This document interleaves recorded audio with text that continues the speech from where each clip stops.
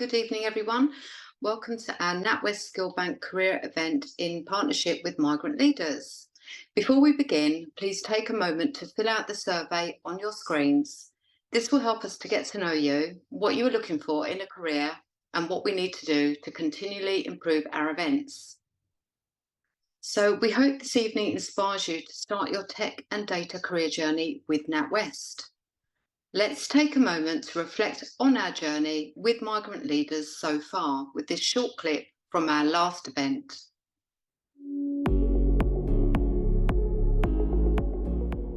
Migrant Leaders is a development program for young first and second generation migrants, as well as all disadvantaged young people across the UK. NatWest is a leader in a powerful sector, and this brings with it an obligation and a role in shaping society. Today isn't just about showing Migrant Leaders mentees the range of fantastic careers at NatWest Group. We will also be running an innovation hackathon and tech workshops. NatWest is a relationship bank in a digital world, and we believe in order to create the best digital products and services for our customers, we need to have as diverse a workforce as we have a diverse set of customers. As a sponsor for our digital transformation and software engineering grad programs, and also our technology apprenticeship programs, it's really important to do events like this with Migrant Leaders so that we do bring in that diverse talent. I'm very excited about the agenda that the team has come up with today. We've got the Thrive panel, whereby we've got multiple people from all around the bank who are very inspiring individuals to talk about their career journey, how they got to where they are, and how being involved in various initiatives in the bank help them thrive. My favorite part from today would definitely be listening to the staff that work here's experiences and how they got to the place that they are right now.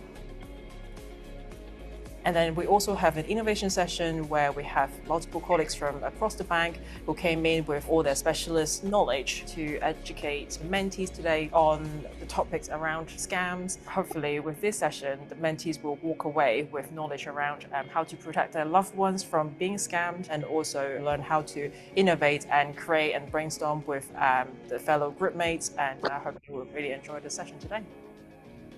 The mentees will learn about what there is to offer at NatWest in terms of a career, but also I'm hoping that they walk away learning a little bit more about themselves, because that will really unleash the potential for these migrant leader mentees. This is a great way to build confidence as well. Again, together, that togetherness is key as well. So it's all enjoyable and it's a good experience for us as a whole. Great. So my name is Callie Smith and I am a business analyst in NatWest. And as part of the Skillbank team, which helps our communities to thrive through shared understanding of the benefits of technology and data, we provide environments like this career event tonight that enable our volunteers, some of which are on this panel, to be their best and rise as role models across the industry. Skillbank do this by collaborating and innovating with partners like Migrant Leaders to inspire the community we serve. I'm delighted to be your co-host for the next hour and joined in partnership by Ellen Fadard, the co-founder and CEO of Migrant Leaders. Ellen, would you like to come in and say hello? Thank you so much, Kelly. Migrant Leaders Mentees. As you know, I'm Elham Fardad, the founder and CEO of the charity Migrant Leaders. I'm really excited to be doing this with NatWest because it's a continuation of our brilliant partnership and the opportunities, careers and insights that NatWest colleagues bring to you, particularly Skillbank have been amazing. Sheena, Kelly and all the colleagues. Shortly, I'll be introducing you to a panel of speakers from NatWest, and this panel has been put together particularly because they're very diverse and they have each gone through plenty of challenges, adversities, and a diverse talent journey who will be sharing with you their career stories, and we hope that they will each inspire you and you feel you can emulate their NatWest careers. So I'll be introducing you to Yinka, Kamal, Asia, Andrea, Jacob. So without further ado, I think Yinka will be first, if I may pass to Yinka. Thank you, Ali, and thank you so much for having me along with this event again. I'm really pleased to be speaking today. So I am Yinka Fadinal. I'm the Head of Audit within Natwest Internal Group. I also come from a Nigerian background, so I would say I'm a second generation immigrant.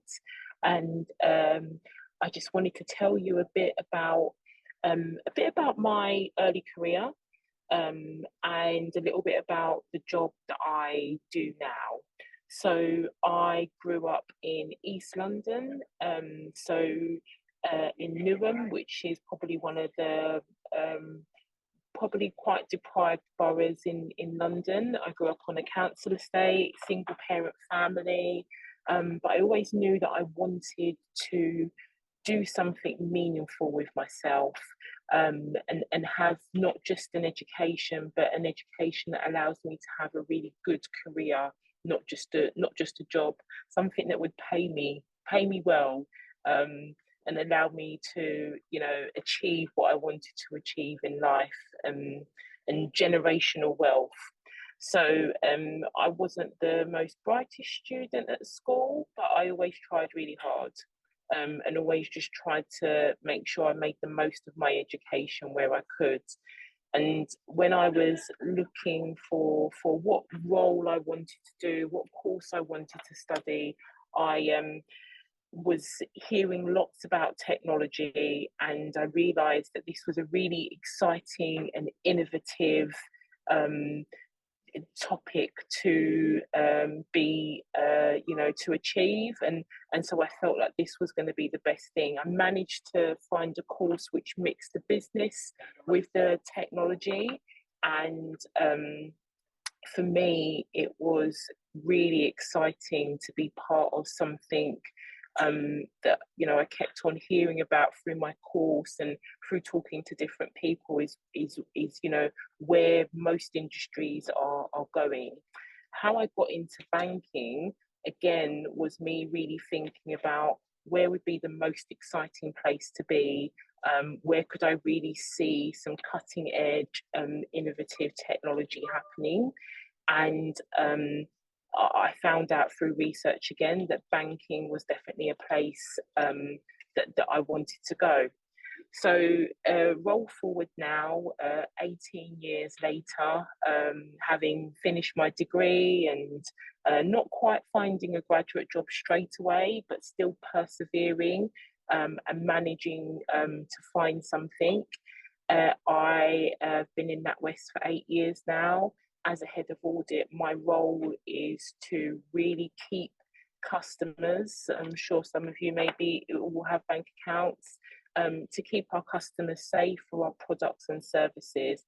So that means that all of the products and services that we provide in the bank, how am I making sure that you get access to your money, and you know, nobody else has access to your money.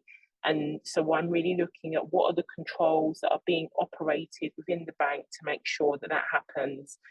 And to be honest, technology plays a key part in making sure that that happens. There's nothing that we do at the moment that doesn't require you to log into a system or to access, you as customers to access our services and products. It's all done through your phone or through an ATM.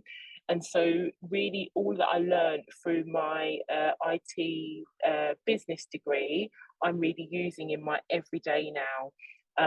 And also data is becoming so important in how I make sure that what I'm testing and the information that I provide to my stakeholders is data-led and data-driven. So for me, I really was focusing on what were the key things that is going to help me have a successful career. And I would say data and technology definitely continue to be that. And I'm finding that with not just with myself, but also with my team members. I'm always trying to encourage them to really understand what are the new technologies that are happening, how is data being used, and how can we really innovate and think about the best ways to keep our customers safe. So that's a bit about me and my background and the work that I do. I'm going to hand you over to Kamal to talk a bit about himself. Thank you very much, Yinka. Well, good afternoon, good evening, everyone. My name is Kamal. Hello, I'm a software engineer at Natwest, but I want to start my journey by telling you a little bit of a story.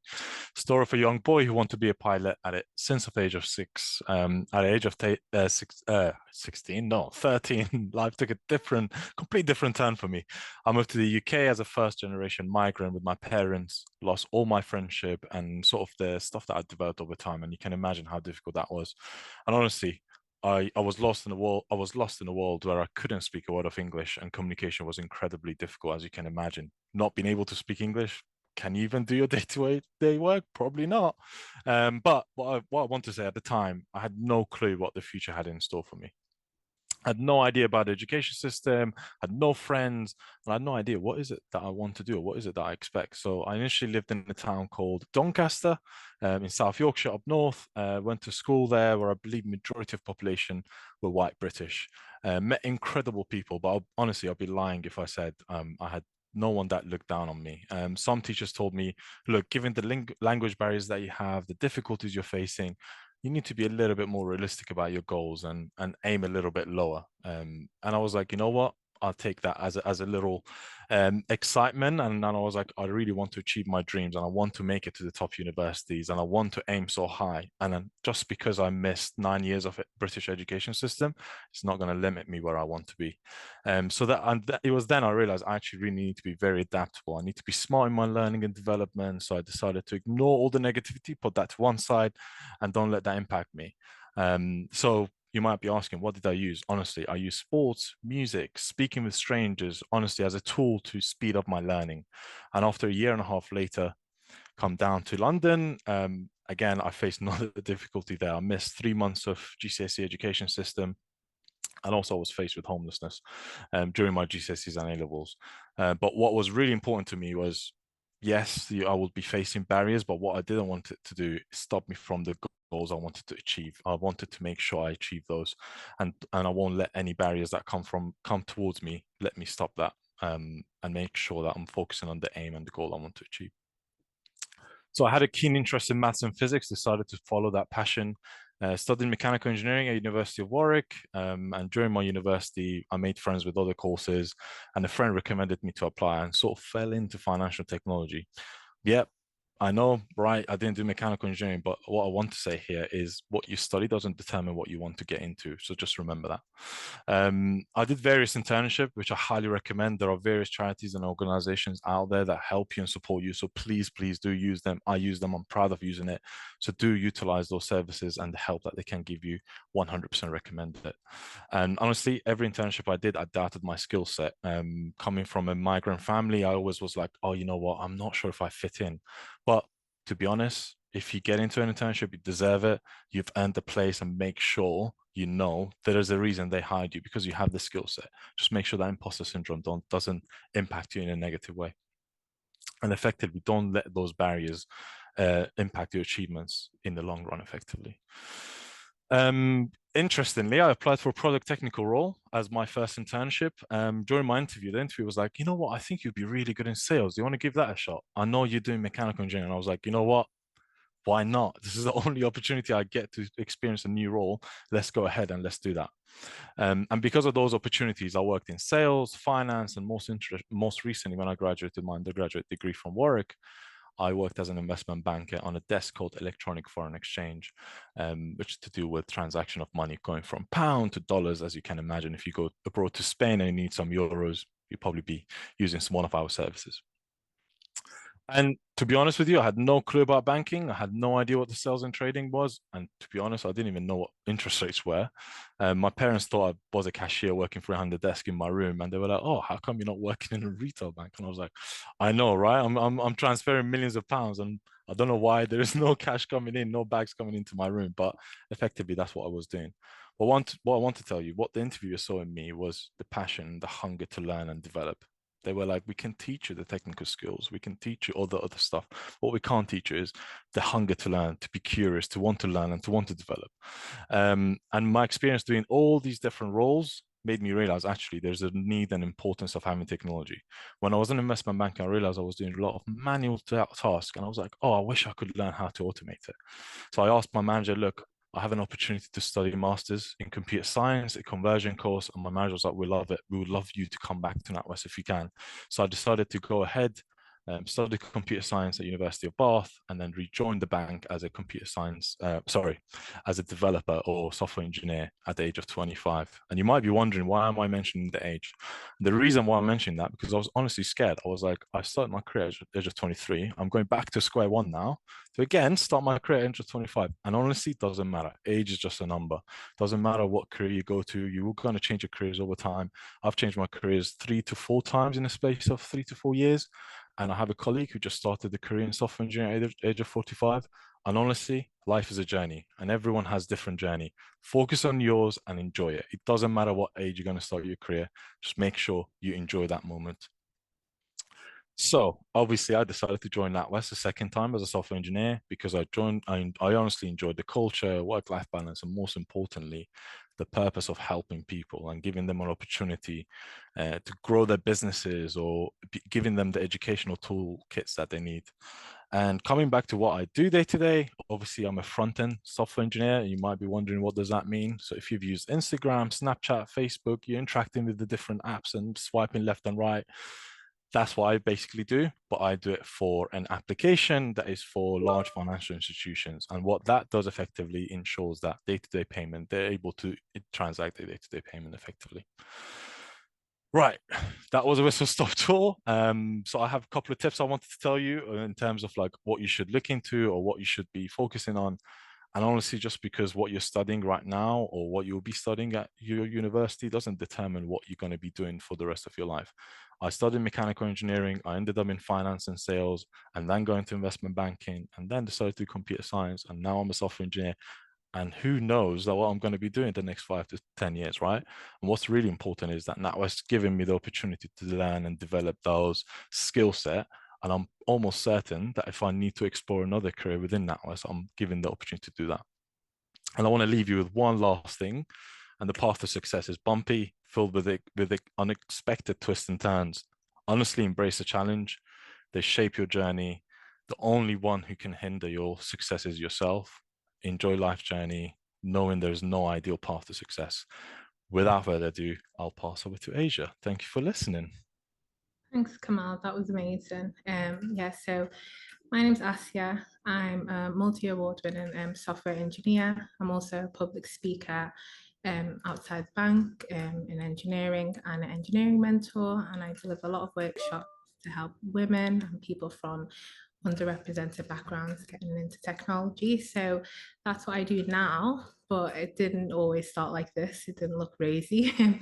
I actually come from a very povertized background. I actually come from foster care, but I was very lucky to be fostered by an amazing Nigerian parents who, one was a barrister and pushed me to study law at university. And then I broke his heart when I dropped out of university second year because becoming a barrister was not my passion. As you can see, I'm a software engineer now, but at the time I really wanted to build something, and I've always been a very ambitious person. I've always wanted to either be an astronaut or like the next Elon Musk or you name it, and I would find a way to become that. So when I dropped out of university, I actually packed all my things, and I'm an extremist but a realist at the same time. So I packed all my things and moved to London from Liverpool without telling anyone. I wouldn't recommend it, but in my case it worked out really well because it allows me to kind of throw myself in the deep end, and I actually worked in sales, and I did really, really well in sales and fundraising. I was in the top 1%, but the only sad thing was I was the only woman, a woman of color and religion that was always in the top 1%, and also someone who comes from an immigrant family and poverty and foster care. I always wanted to make a difference, to show people that yes, you can see greater than your environment, but also when you become something, or you start inspiring others, to make sure that you give back. So one of my main goals has always been, whatever I do is for the greater good. So I dropped out of university, decided to move to London, did sales and fundraising, was doing really, really well, and wanted to open a sales company. And then lockdown happened. And you could see lockdown as two things, either an opportunity, or of course you can see it as, well, how some people seen it as just stuck and don't know how to get out of that environment. But for me, I seen it as an opportunity to do something better. Again, I had an ambition. I wanted to build stability and build generational wealth, just like Yinka said earlier. And the way to do that for me was, okay, what skill can I build, or what can I do that would give me a stepping stone in the future to build generational wealth? And at the time when I was looking into it, but also at the same time, not just generational wealth, but also what's going to make a difference for women, people of color, people from underrepresented backgrounds. And that's how I came across technology. So I actually was Googling at the time in lockdown, what's the hardest thing to do? And I came across programming, and I could see that only 0.1% of the world at the time coded. And out of that 0.1%, less than 10% were women, and less than 5% were women of color.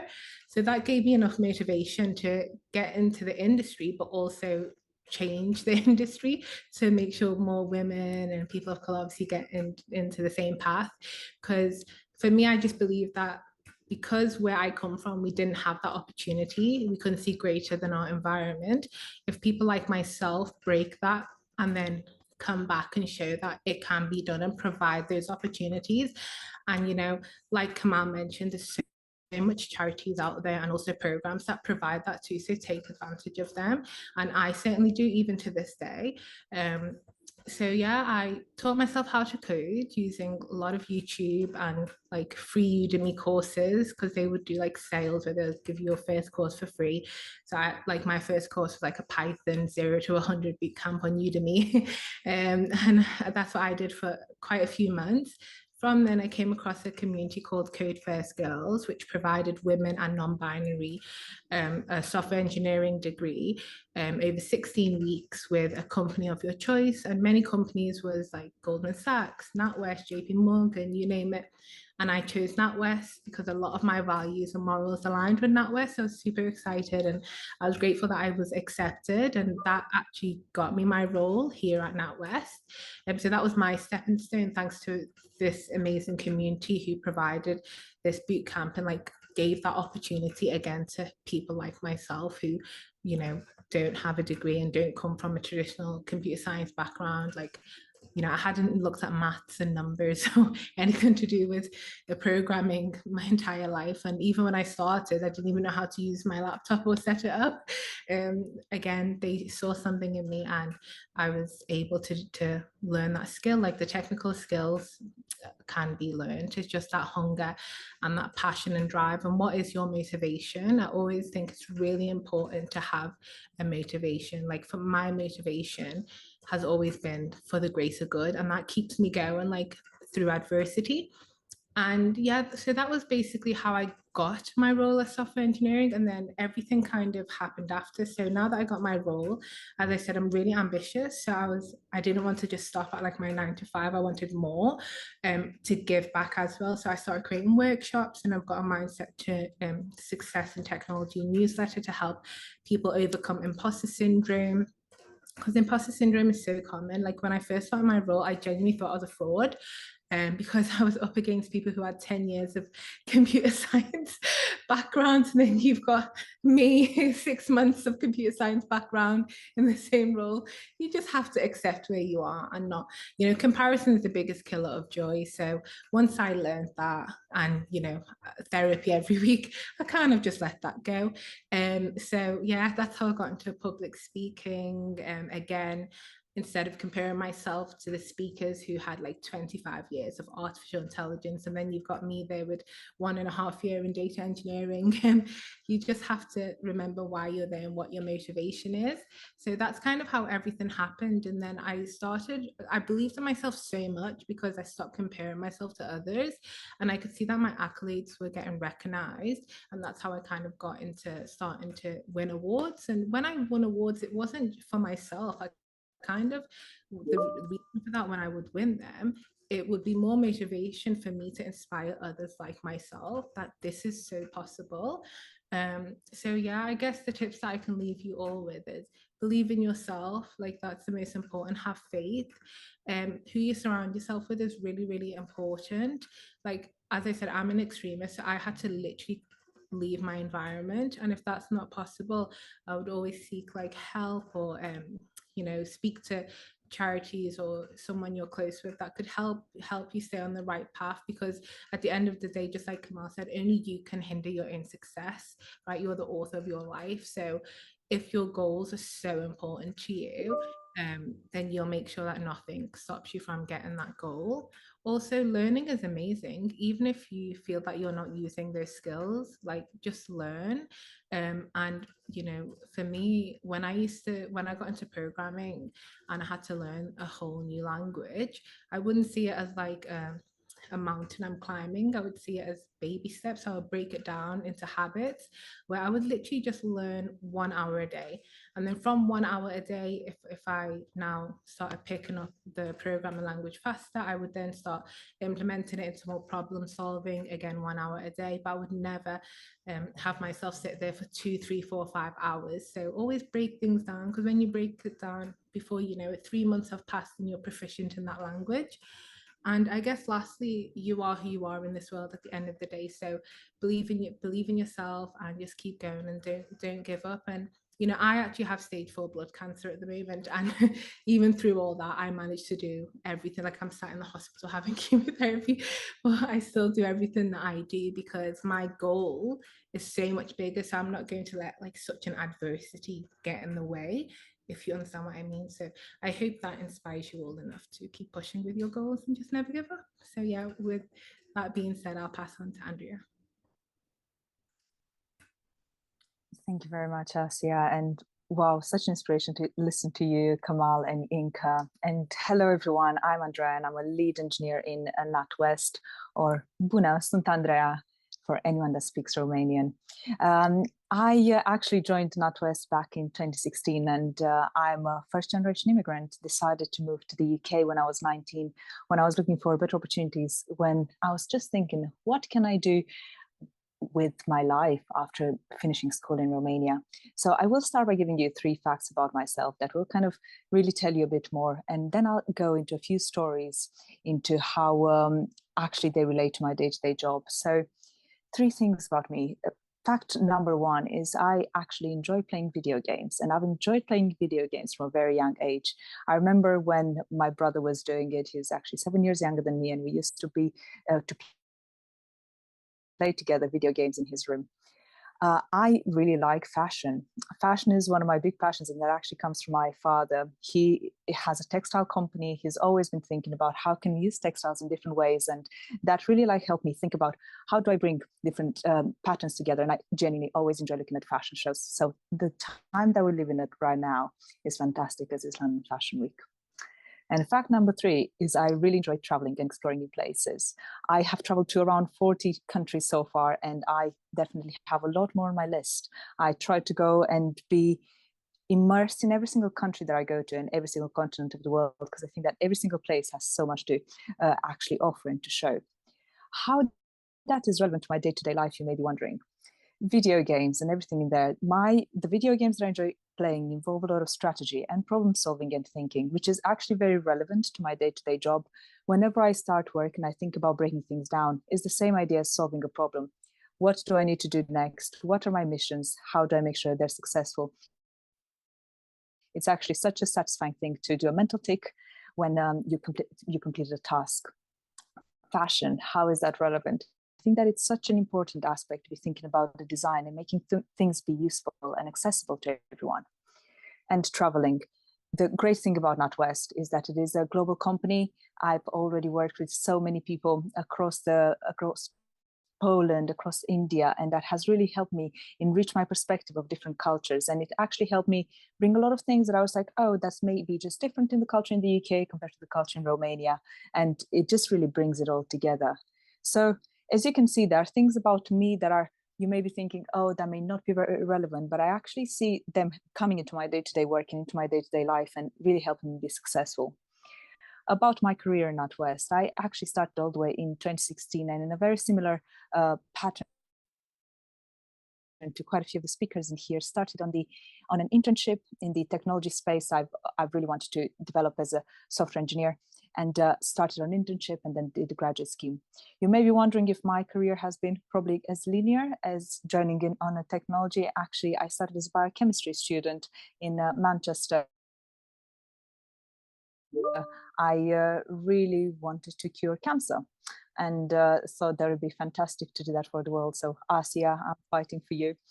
But then I really thought about how to actually utilize the skills that I have to really make sure that I do the best thing that I can for the world. And I had a few friends that were doing computer science at the time, and they were really talking to me about, here's how we're using our problem solving, here's how we're using different things. And I was just lucky to do a bioinformatics dissertation that really told me that, okay, I really like problem solving. I really like to be in the middle of things, and I really want to be making a change. So that's when I was like, I knew that I really want to join engineering. So joining Natwest has been an absolutely fantastic process. And same as Kamal was saying, it was about the potential that I was bringing that Natwest managed to see me. From the moment I joined, it was regardless of my experience in biochemistry or not having a computer science degree, it was how do I think about solving problems? And I managed to find a lot about how the bank operates in their day-to-day job, which then kind of really helped me understand what are my values. And I definitely am an innovation person. I like new things, which is why when we first found out about open banking, which is something happening across the industry, I knew that that's the place that I really wanted to be. And that's where I developed my career. So what I do right now is I lead a team of 10 employees, and together we build really innovative solutions that if you're thinking right now about using your Apple Wallet or your Google Pay, and you will see how the amount of money that you have in your account that is usable using open banking. So it's actually a really, really clever way to do things. A bit more about how I actually managed to get to where I am is actually a lot of support happening in Natwest, and it's one of the reasons why I appreciate the organization so much. I've been part of many employee-led networks, from Women in Technology to Gender Network, that really help empower employees and bring the differences and actually think about how to encourage more people from underprivileged backgrounds to be there. In 2022, I've been awarded the Women in Technology Award for all the work that I've done in the industry to actually be thinking, how do we do this at a wider level? I like mentoring, and I also loads of different opportunities when I was thinking both about my career. Every 2 years, I also seek to have someone to guide me in there.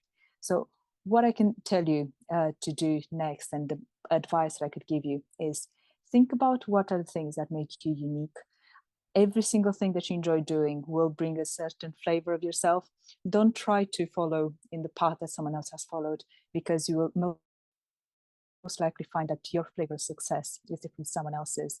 And enjoy learning. I think that is, to Asia and Kamal's point, there's a lot to be said about trying something new, not being afraid to fail. For example, at the moment, I'm learning Japanese, and that again is something very different, but I'm really enjoying it. So always seek new challenges to be going through. And I think on this point, I will pass over to Tom, if that is okay. Thank you very much for that. Some really interesting stories there. I know a few of the guys on the call today, but some of you I've not met before, so always interesting to hear where you've come from and how you've got to this point. So thank you for sharing, everybody. Hello, those of you who are listening in. My name is Tom Cookson. I'm the Early Careers Talent Attraction Consultant for Natwest. Essentially, my job, as you can probably tell by the title, is to attract people to come and work in the bank, specifically within the realm of early careers. So I've been at the bank now for coming up to 3 years, but I've had the privilege of spending the last year and a half of working in the realm of early talent or early career. It's really quite exciting to get out and speak to you guys and share a little bit of information around what we're all about and what offerings we have as a business. Really fit for yourselves, whether you're starting your career at 16 or you're starting your career at 35 or, you know, to 45 or so on and so forth. The point is that we're really open to everyone. And I think something that Kamal said earlier about someone who's just started software engineering at 45, you know, really the sky is the limit for us here at NatWest. And our big goal is championing potential. So hopefully as I share the slide with you now, you'll start to understand a little bit about what we offer within early careers that helps you champion your potential. So Jacob, if you could just move on to the next slide, please. Thank you very much. So I want to take you on a bit of a whistle-stop tour of the 3 main pillars that we have within the bank, just so you understand exactly what's on offer. I'm going to start with our apprenticeships, which is on the left-hand side of the screen. Certainly for, I think, a lot of people on this call, this is probably going to be the most relevant to you. So to join one of our apprenticeship schemes, you don't need to have experience and you can join straight from school. But as you can see at the bottom of this slide here on the left, you do need to be 16 or above to apply, which again, I believe most of the people on this call will be. We have this year approximately 280 vacancies across the apprenticeship schemes, and 3 different types of intake. Recruitment methods may vary across those, but there are 3 different ways into the apprenticeships, which I'm not going to go into on this call, but you can find information on that online. One of our main veins into apprenticeships is our social mobility apprenticeship vacancies, which is done through our charity partner LTSB. So if you just give them a quick Google, so leadership through sport and business, you can apply on that link if you think that's right for yourselves. And we work really closely with them to really make sure that everyone has the right opportunities and the best opportunities to join us at apprenticeship level. We offer a lot of different things within the realm of apprenticeships, specifically talking around our qualifications that you get to choose from. For example, you can work on a project management qualification or a software or coding focused qualification. And the sky's the limit again there. That's 2 examples, but there's a lot of different ones that you can get stuck in with should you join us. Our apprenticeships are paid regardless of the level that you join at, although there are different levels within the apprenticeship schemes available, and the salaries start at around 22,455. So again, just so you know what they're paid, and that is hopefully going to increase as time goes on. So whether you apply, you know, in a couple of months' time when they open, or if you apply in a few years, hopefully, you know, knowing the way we're going as a business, the salaries will keep going up as well, which is always good. The roles are available nationwide, which is a really amazing thing. I know when you hear about NatWest, you might assume that we're just based out of London and you have to be in central London all the time. But actually, this year for the apprenticeships, we've got 43 hub locations to choose from, which of course do include the standards of London, Manchester, Edinburgh, which are some of our flagship offices. But we also have Leeds. I think we've got some other regionally in Yorkshire and again, further down south. So there's a lot to choose from and you're not necessarily limited to where you have to be based, which is fantastic for those who maybe haven't travelled far from home before or are starting to find their feet in terms of travelling beyond home. These are a great opportunity for school leavers and really gives you an opportunity to get on the job experience and work on exciting projects here at NatWest Group. You know, we talk about apprenticeships, and I suppose something that's really been clear to me is you're not just coming in and, you know, you're going to get a lot of support, of course, but you are going to get the opportunity to work on real life examples of work and real life projects. You're not just going to be put in a corner and, you know, slowly but surely trained. So a lot of support will be given to you over the time that you're with us on those programs. In terms of apprenticeships, we are going to go live with our vacancies around, I believe it's the start of May this year. It might be slightly later. I'm hesitant to give a definite date just because I've not had one yet and I might get my wrist slapped for telling it a bit too soon. But keep an eye on our website. The link that's there at the bottom of this page, you'll have access to. I believe the slides are going to go out to you to see. But if not, you can always Google NatWest Early Careers or NatWest Apprenticeships and you'll be able to find the link there, which will take you through with a view to join at, you're joining around October, so about the end of October 2024. So if you're applying in May this year, October 2024 as your start date. Moving on, now that I've covered apprenticeships, I also did want to talk to you about 2 other options that I look after as an early career consultant.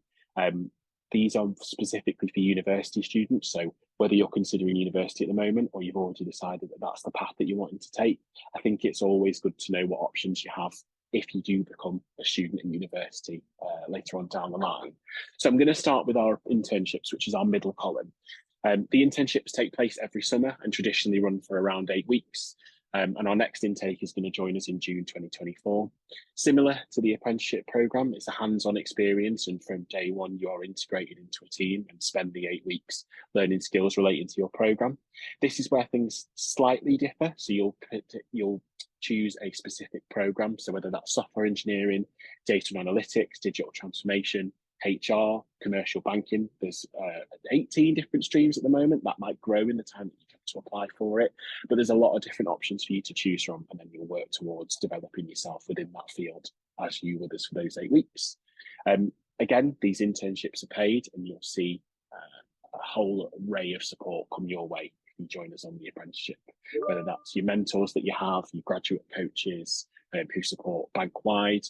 And it's really an excellent way to get your foot in the door. And I've put this in quotes on my script here, but actually it is a fantastic way to get your foot in the door in terms of securing your career on a graduate programme, which lets me segue so nicely into the final part of my slide, which is our graduate programmes. I've asked the question at the top of this, are you looking to launch your career? And listen, don't get me wrong, all of the programmes that we have here, all of the streams that we have into early talent are ways to launch your career. But the graduate programme for those who are at university and about to finish their degrees is a really fantastic way to kind of launchpad, spring, I don't know what the best way to describe it is, but really just set you off and move forward in your career. Similar to your internships, you'll choose a programme. So you might choose from your internship already and carry on with us a programme, or you might choose a programme you're just applying for a graduate programme there and then. These programmes traditionally start in September and run between 2 or 3 years, depending on which programme you've chosen. And you'll spend time, again, working as a fully fledged member of the team, rotating in different placements and learning new skills, depending on the programme that you're on. You'll have different managers that will work with you to build up your skills. And overall, you'll come away from it, hopefully, as a very, very highly skilled individual within your field. You'll work towards qualifications as well. So, for example, our internal audit graduates that we have at the moment, which is what Inca looks after, are working towards their Institute of Chartered Accountants in England and Wales qualifications, the ICAEW, to become things like senior auditors in the bank, for example. So you can see there's a lot of career progression for you there as well, similar to the apprenticeships and the internship schemes. Throughout the programme, you'll have a graduate coach, you'll have mentors, and you'll also have buddies, so people who are graduates themselves or have recently been graduates to support you as well and really give you as much insight as they can. So I know Jacob and Kamal, who are both on this call, are graduates. I've dealt with them myself previously. So again, good examples of people that will be present at these events and sessions to help you throughout your career. And that covers all 3 of the offerings. So 3 sort of core pillars there. I have given you a whistle-stop tour, and I'm going to kind of come to a close now, but if you want to read more about them, there's so much information on the website. There's support on your applications. There's insight into how to really nail getting into the job and succeeding at your assessment centre. So please take the time to read through them. And if you've got any questions, reach out to us. There's no silly questions when it comes to applying to these kind of roles. But yeah, please do just reach out, and hopefully this has given you a good insight, and hopefully all the stories that you've heard have made you go, I'm going to apply to these apprenticeships, or I'm going to go for these graduate programmes. Fingers crossed. Or hopefully I'm doing my job right, and so is everyone else on the call. But I'll leave it there. I'm going to hand over to Jacob, I think, and maybe Elend as well, just to go through any questions that you might have. Yeah, thank you very much, Tom. That was really, really interesting. We're now going to have a short Q&A session until the end of the event. Feel free to ask your questions directly to panel members or to Tom himself, or kind of more generally. If you'd like to ask a question, raise your hand and I'll call on you. You can come off of mute. If you don't want to do that, you can put your message into the chat, or if you send them directly to Natwest admin, then you can ask a question anonymously that I'll be able to pick up.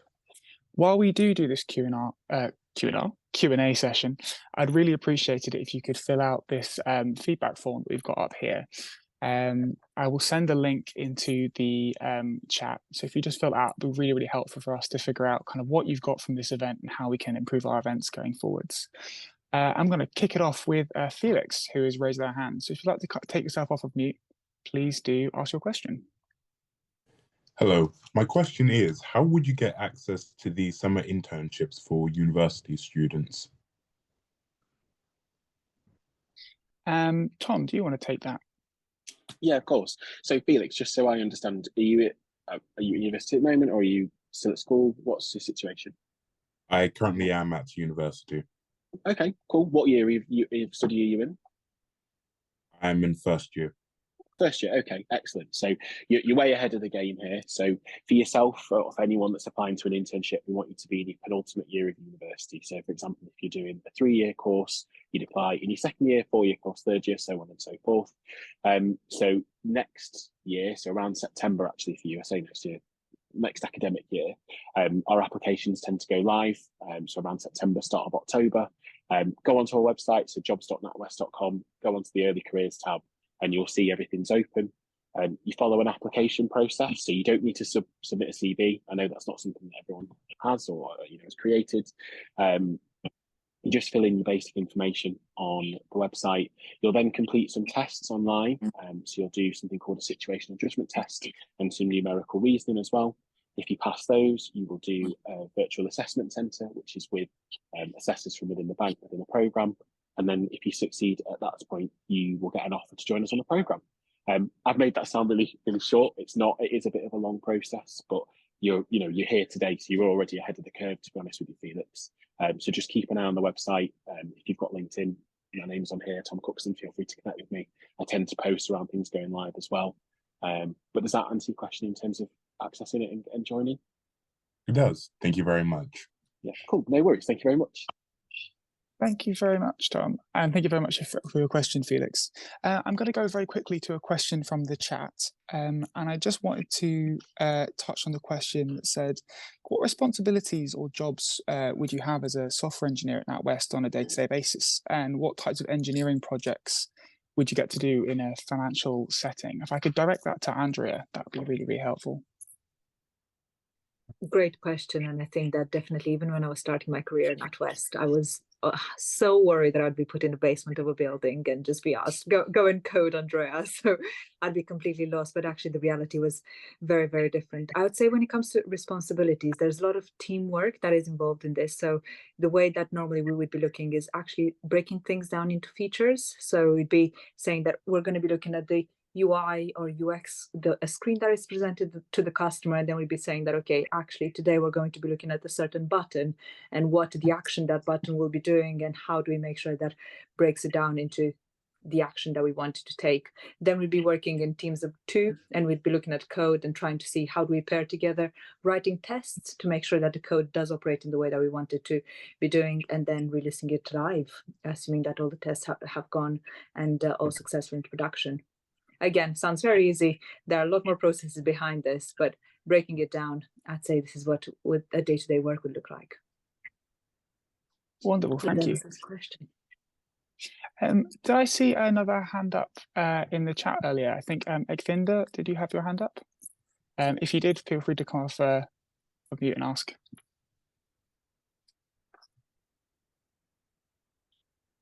Oh, I'm afraid we can't quite hear you.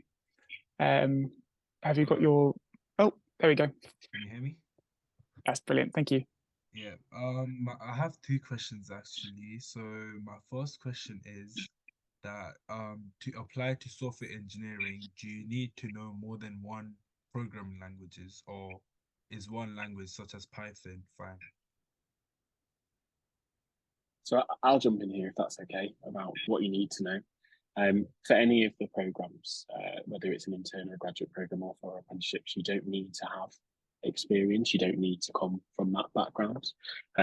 Good example, we've had people before that have applied to the software engineering program at graduate level who have done music at university and have never done coding before in their life. It can be completely new to them. And that's the whole point of the graduate and intern programs and the apprenticeships, is it's a training scheme. So you could actually come completely brand new, blank canvas, and learn there and then. So actually, if you are at that point, great. Equally, if you've learned things, even better. You've already got some experience there. You've got a fantastic base. So that's certainly from an eligibility criteria for joining those programs. That's my position on it. I don't know if anyone else that comes from a software engineering background on the call has any advice on what maybe to learn and develop on if you've got the time to do so. Okay, thank you. And my second question is, if I want to do, for example, a software engineering degree apprenticeship, what grades would I be required to get in my A levels? That is a great question that if you give me a second, I will have a look and double check, because I don't know if it's been released yet what we're doing this year. And if it is on the website, or if I can find it in my files, I will come back off mute and tell you. Okay. Right, that's perfect. All right. No worries. Thank you. Lovely, thank you, Tom. I'm going to go to another question that we had from the chat, and this one I thought was really interesting, and it's how do you deal with kind of the fear of starting the unknown when starting your career without letting it affect your confidence? And I was wondering if I could direct that question towards Asia, if you're willing to answer that. Yeah, no, I think that's a really great question. The fear of unknown, I think everybody suffers from that at some point in their life. I definitely did in my experience. But what I found was that helped me. My solution was kind of just throwing myself in the deep end, because what's the worst that's going to happen? You're going to fail, right? And that's great. So if you see it as a good thing, if you see like failure, rejection, because that's what you fear, right? The unknown is, oh, what if I fail? What if I'm not good enough? What if, like, I just don't know what's next? It's way outside my comfort zone. And like, that's totally understandable. And these are feelings. And how I seen it was feelings are like temporary.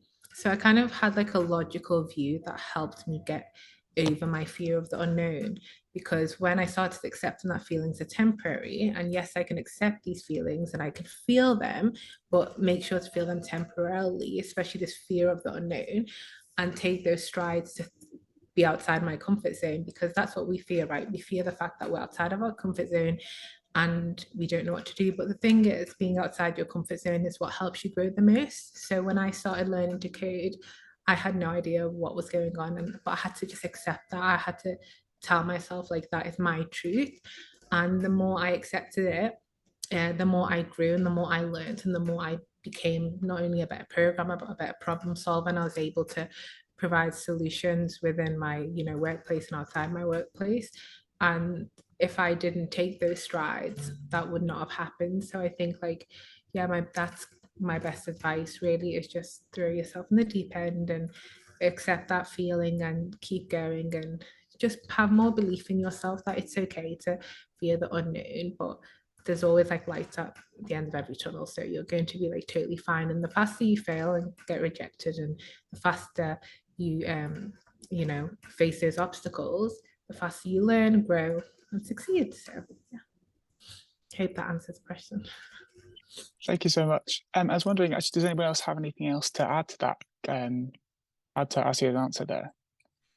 Yeah, absolutely. I was going to jump in and say, I was going to echo what Asia said, and also to add to that is, if you don't ask, you don't get. Learn how to ask for help, because let's say someone giving me a task. I still remember the first time my manager gave me a task. I had no idea what I was going to do, if I'm being honest. But what I did is I broke it down. I asked the question, what does this mean? What is that word? What's this big word you're using in finance I've never heard before? Learn to Google things. If you can't find a 5 to 10 second, then probably is a good thing to ask. So learn how to ask for help, and also learn to ask frequently. You have pool of people around you, whether that's your friend, your family members, your mentors. By the way, mentors, make sure you have them no matter what stage in your career. So one thing I would ask is make sure you learn how to ask, and remember, if you don't ask, you don't get. So just make sure that. I don't know if anyone else would like to add. Shall we go across like probably all the all the panelists? So just probably from my point, I'd probably say have a support group around you, and don't forget about the things that you're already good at. I think that's probably the most important thing when you're starting something new, and the fear of unknown.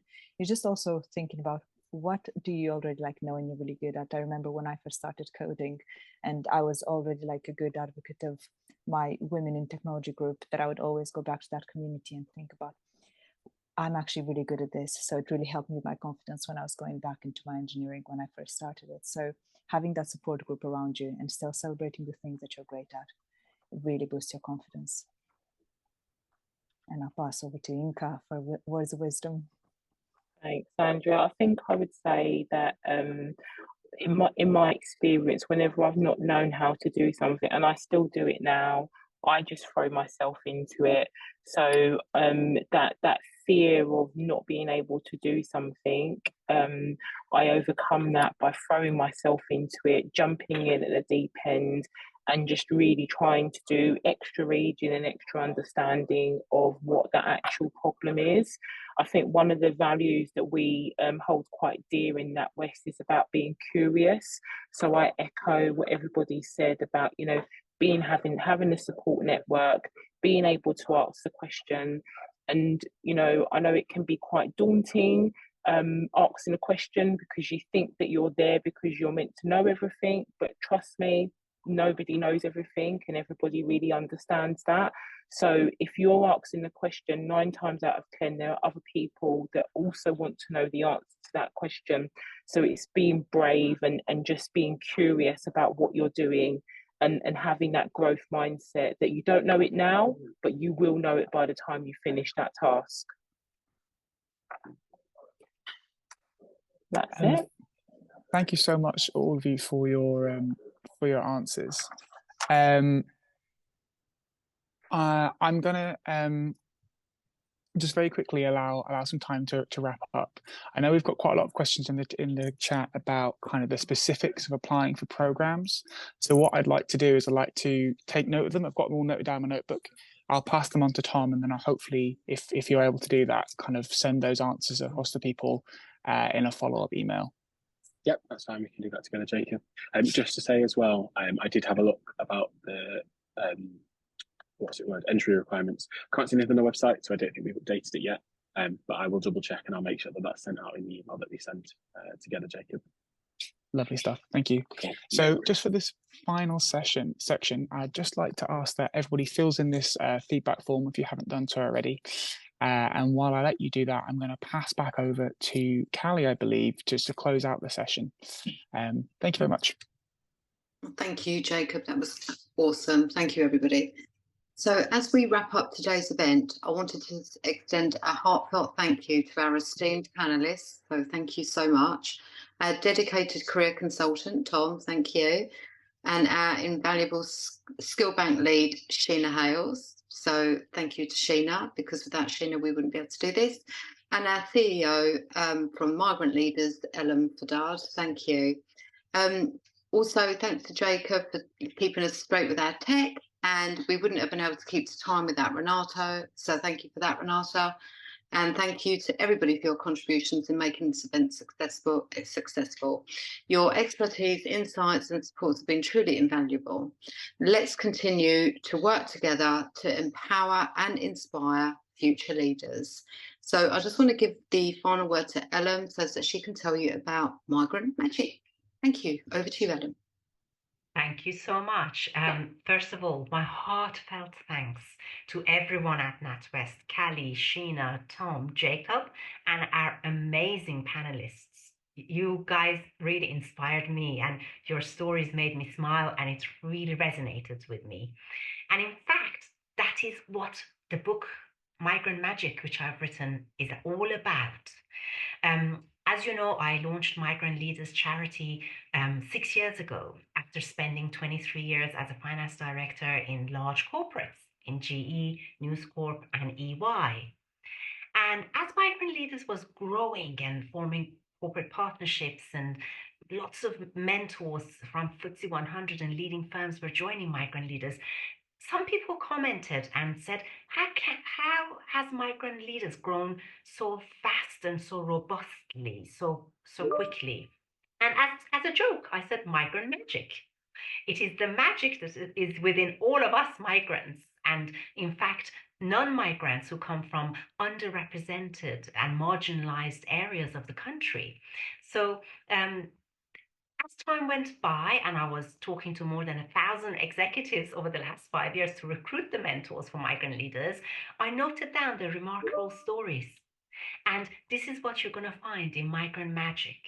The stories of Migrant Leaders mentors, some of whom are migrants themselves, as well as my own stories and tips on how to make a success of your career in the UK, as either a migrant or as someone from an underrepresented or disadvantaged background. I can't thank the NatWest colleagues enough for supporting our charity Migrant Leaders, and I'm really, really pleased today with our Migrant Leaders students who attended and were so engaged with lots and lots of questions. Please do carry on thinking of NatWest, and we'll be continuing our collaborations with our NatWest colleagues. Thank you. So with that in mind, I think any final words from Callie or Sheena? Nothing from me, Sheena. Just want to say, what a connection. Thank you, everybody, for being here at this time in the evening. I hope that you have been inspired by the people you've heard tonight. I certainly have been. And we want to see you here in the future. You know, so if this is a career, this is an organisation that you think you'd like to work in, then definitely read the information we forward after this email and keep on the journey with us. It's been a pleasure. Thank you, Sheena. Thank you, everyone. And with that, I shall end the webinar. Thank you.